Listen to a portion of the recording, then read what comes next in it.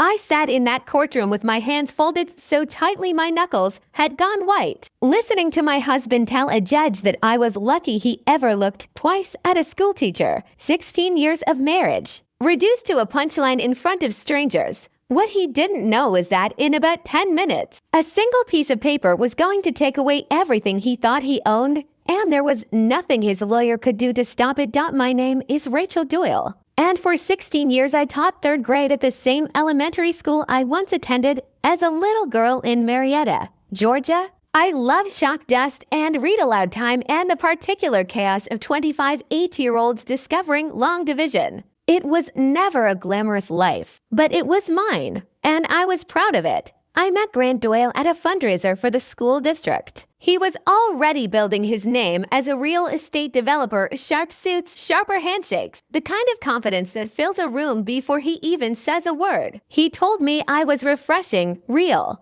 not like the women he usually met in his business circles. I believed him. I wanted to believe him. We married 2 years later. And not long after, my father passed away. He'd spent his whole life as a quiet, careful man who owned a modest stretch of land on the outskirts of town. Nothing fancy, just fields he used to walk with me on Sunday afternoons. In his will, he left that land to me, along with a single handwritten note tucked inside a folder. Protect this, Rachel. Land remembers who it belongs to, even when people forget.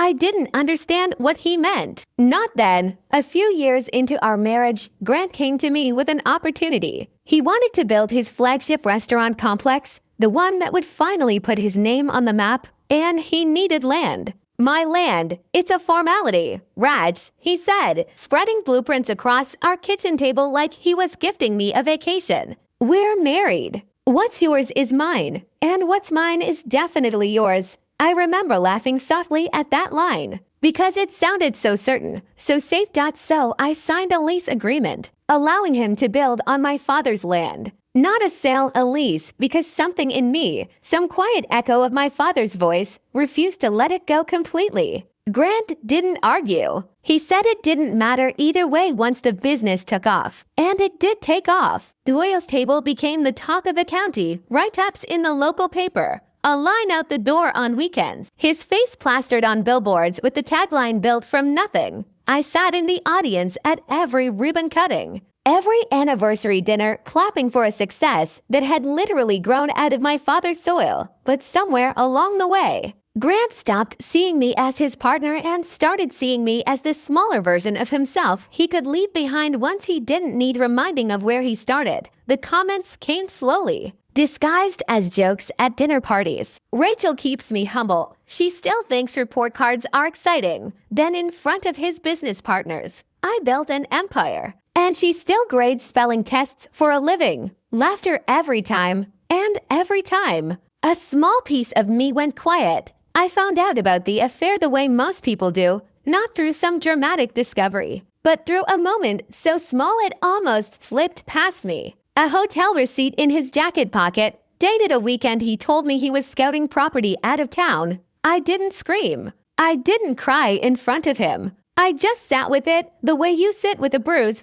testing how deep it goes. When I finally confronted him, he didn't deny it. He didn't even look sorry. You had to know this was coming, Raj, he said, straightening his cufflinks like he was preparing for a meeting instead of ending a marriage. You're a good woman. But I've outgrown this. I've outgrown you. Those words could have broken me completely. For a while, they did.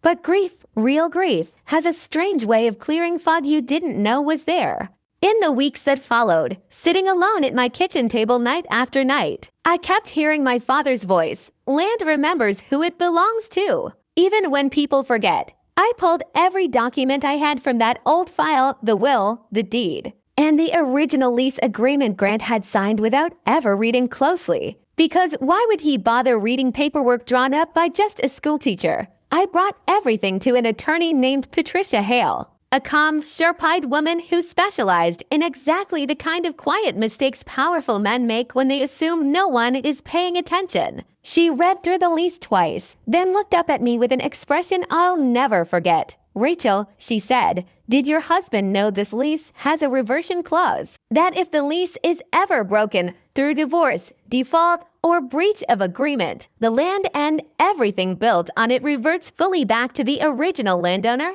I shook my head. I hadn't even remembered that clause was there. He built his entire restaurant complex, she said slowly, on land that was never his to keep. For the first time in months, I felt something other than heartbreak. I felt steady. The divorce hearing was scheduled for a cold January morning. Grant walked in with his tailored coat and his new fiancée seated in the gallery like she was watching a show. His lawyer requested a swift settlement, confident that Grant's business assets, the restaurant, the property, the brand, were untouchable. Then Grant, feeling bold, leaned toward the judge and said the words that would end up haunting him publicly for years. Your Honor, I understand alimony exists, but let's be reasonable. I built an empire. She teaches finger painting to 8-year-olds. A few quiet laughs rippled through the gallery. I didn't flinch. I simply folded my hands the way I do when a classroom gets too loud. And I waited. Judge Marion Castile, a woman known throughout the county for her sharp,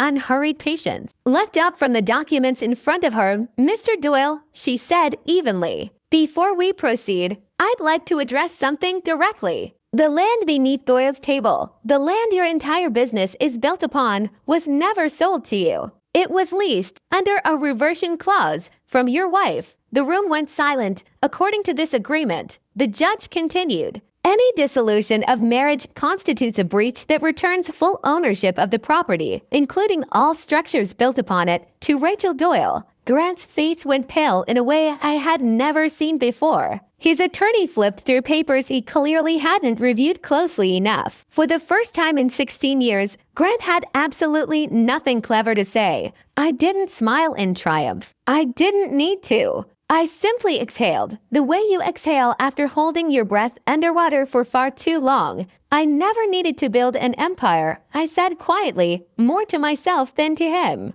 I just needed to remember I was never small to begin with. 6 months later, I stood on that same land, my father's land, watching contractors convert part of the old restaurant into a community learning center for kids in the district who needed extra help after school. I named it after my father. Above the door, I hung a small plaque that read simply, some roots hold longer than pride does. Grant's business partnerships fell apart under the weight of public embarrassment and legal complications. I never spoke badly about him publicly. I never needed to. The truth had already done what my silence couldn't. If there's one thing I hope you carry with you from my story, it's this: being underestimated is not a weakness. It's often the very thing that protects you quietly until the moment truth needs no permission to speak for itself. Protect what's yours, not out of fear, but out of quiet self-respect. Read the fine print of your own life. Trust the instincts your family planted in you long before anyone tried to convince you they didn't matter, because somewhere down the road, the truth always finds its way onto the record. And when it does, it rarely needs to raise its voice to be heard. If this story touched something in you, stay with me a little longer. There are more stories like mine waiting here, stories of quiet strength, unexpected justice, and the kind of healing that only comes after the storm has passed. Subscribe, so the next time someone calls you just anything, you'll remember exactly where the real power was hiding all along.